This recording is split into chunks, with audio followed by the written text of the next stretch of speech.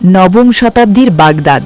কল্পনা করুন, না সত্যি কল্পনা করুন, একটা শহর যেখানে রাতের আকাশে শুধু তারা নয়, জ্বলছিল মানুষের মস্তিষ্কের আলো।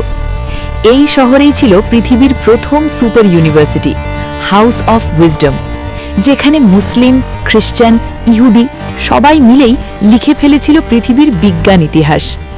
এখানে অনুবাদ করা হতো গ্রিক দার্শনিকদের বই, এখানেই আবিষ্কার হয়েছিল অ্যালজেব্রার ভিত্তি, এখানেই গণনা করা হয়েছিল পৃথিবীর ব্যাসার্ধ, এমনকি ক্যামেরার ধারণাটাও জন্ম নেয় এখানেই। আর সবচেয়ে অবাক করা ব্যাপার, বাগদাদের হাউস অফ উইজডমে প্রতিদিন বই শুকানো হতো গোল্ডেন কালি দিয়ে।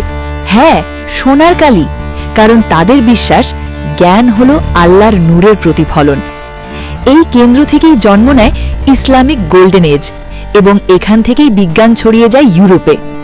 আজ আমরা যে আধুনিক বিজ্ঞান জানি, তার শিকড় লুকিয়ে আছে সেই বাগদাদের আলোতে।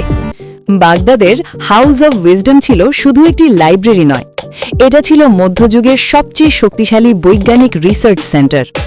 খলিফা হারুনুর রশিদ এবং তার পুত্র আল মামুন এই প্রতিষ্ঠানে বিনিয়োগ করেছিলেন আজকের নাসা থেকেও বেশি গুরুত্ব দিয়ে। এখানে জ্যোতির্বিজ্ঞানীরা তারকার মানচিত্র তৈরি করতেন, গণিতবিদরা অ্যালজেব্রা ও ত্রিকোণমিতির ভিত্তি তৈরি করতেন, চিকিৎসকরা সার্জারির নতুন পদ্ধতি উদ্ভাবন করতেন, ভূগোলবিদরা পৃথিবীর আকার ও দূরত্ব নির্ণয় করতেন, দার্শনিকরা গ্রিক চিন্তাকে নতুন ব্যাখ্যা দিতেন।